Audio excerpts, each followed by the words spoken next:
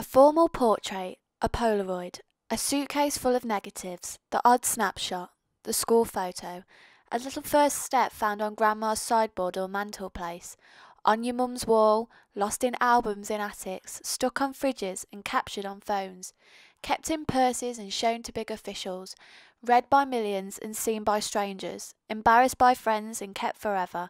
From the past to the present, they are intimate, precious, and your richest treasure. But what do these pictures do for us? Why does it seem natural to keep them?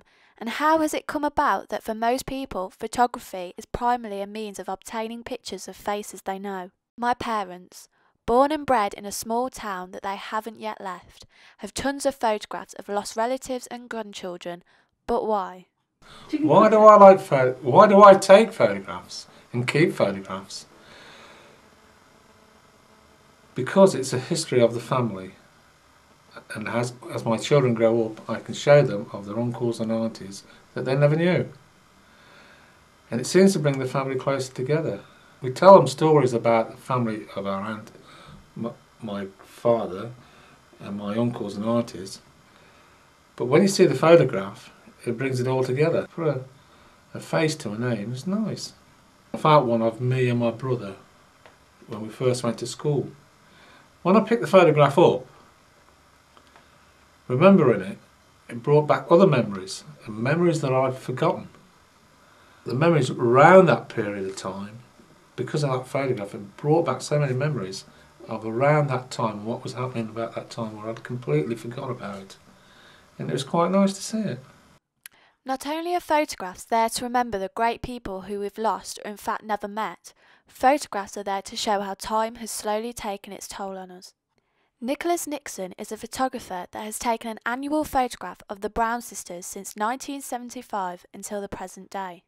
Throughout the series, it shows the girls, Heather, Mimi, his wife Bibi, and Laurie growing up, their changing surroundings, the fast-moving fashion, and the differences between the girls' relationships. Sometimes there is a loving embrace, other times there isn't. It shows the evolving nature of the sisters' relationship over time. They are characters precisely described, but is that all they are? Just characters. We don't personally know them, we only surmise what they are feeling because we try and relate them to our own photos. I did a picture of my mother, my father, and my brother, and if you looked at them, they all look very nice and all that, but it tells you nothing about the relationship. Doesn't tell you that he was an alcoholic, doesn't tell you that he and his wife had a very unhappy marriage, and the alienation and all that.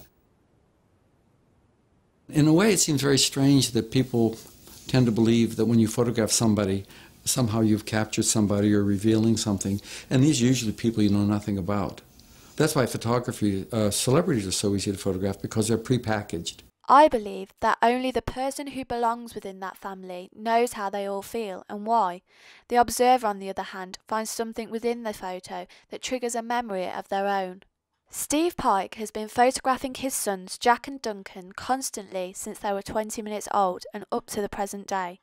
Every 30 days he would position them in front of his Rolleiflex camera inches away from their face and shoots a single roll of black and white film from which an image is selected. The wonder in their eyes when they are toddlers, the sudden self-consciousness when they both hit puberty, a deep stare from Jack and a silly face from Duncan shows the differences in brothers. It has been said that his work is a complete opposite to family snapshots, but in fact a body of evidence mapping the human face. But don't we all do the same?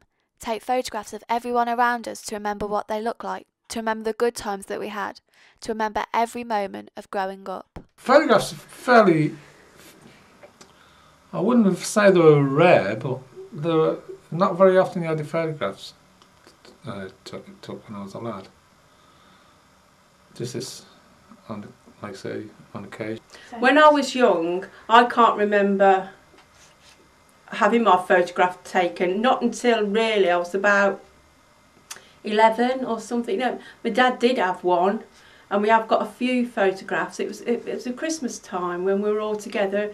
We got up and had our and done our presents and played with our toys and had Christmas dinner and tea. Them photographs I have got, but that's just one time. But that's all, it's all I have got, really. Holidays and special occasions, that's all we had Never took any photos usually. Weddings and that, obviously, and things like that.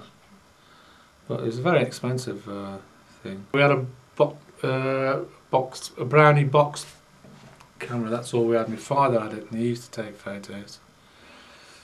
That's in the 50s and in the 60s. Then obviously cameras got better then. Yes, all of 3 and 6 for one camera, I think, in them days, which was quite a lot of money then. Developing was very expensive. Colour was extremely expensive. It was very rare when I was a lad, colour. Mostly black and white. No, I can't remember lots of people having cameras at all, I can't. As we were a large family, we didn't have them luxuries, as I'd say. There were luxuries, but now, nowadays, every family's got a camera. They've even got it on their phones. You can have a camera on your phone, so everyone will have a camera and be able to take pictures. Digital's a lot better because you can delete your mistakes. The thing was, when you had black and white, you took your photo, and if you didn't know if it was going to come out or not, and it was pot luck. When you sent them to get developed, it was pot luck what would come back. So a lot of photographs never could even come back.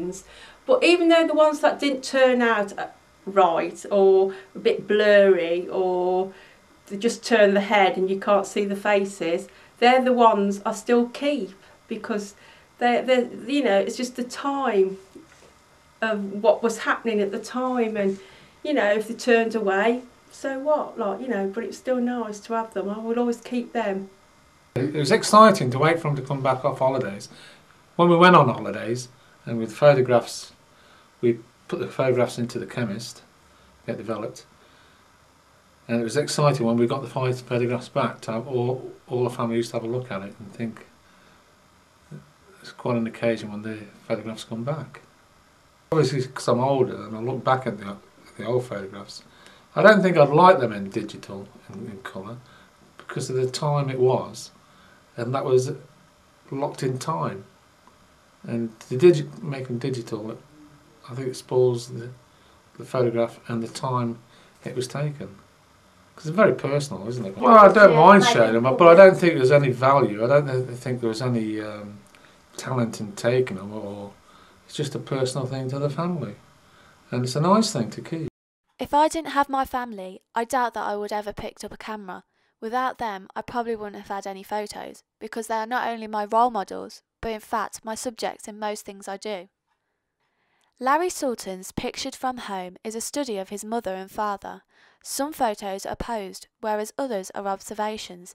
He was trying to show how images innocently reveal relationships between loved ones. That famous picture of you watching TV and Mom posing. Oh, yes. I have the proof sheet. You were both standing there, and I was photographing you both against the green wall, and because I was taking so long, and I was so clumsy, you said, "To hell with you," and you sat down and you watched the game. And then Jean gave me that look, like, oh, you've been abandoned again. She said, "I don't care how I look as long as you're successful," which is such a great Jewish mother thing to say. To have a relationship like that, you are really able to get whatever picture you want. You are able to get so much emotion out of one person, which isn't false, as everyone is comfortable with each other. It's something you can't get with any other model, no matter how good they are. Over time, we have so many memories and photographs. They are truly a remarkable way to keep an account on our lives. Our families are our life's work, and that's something we don't want to forget. I like photos. Why do you like photos? Me. You like photos of you? Yeah. I like pretty. You look pretty? Yeah. Pretty on what? Pretty on what? The pictures? Sit there. I'm finished. You finished? Yeah. Say to Jenny, look at the camera and say, "I love pictures." I like pictures. Okay, blow a kiss and say bye. Bye.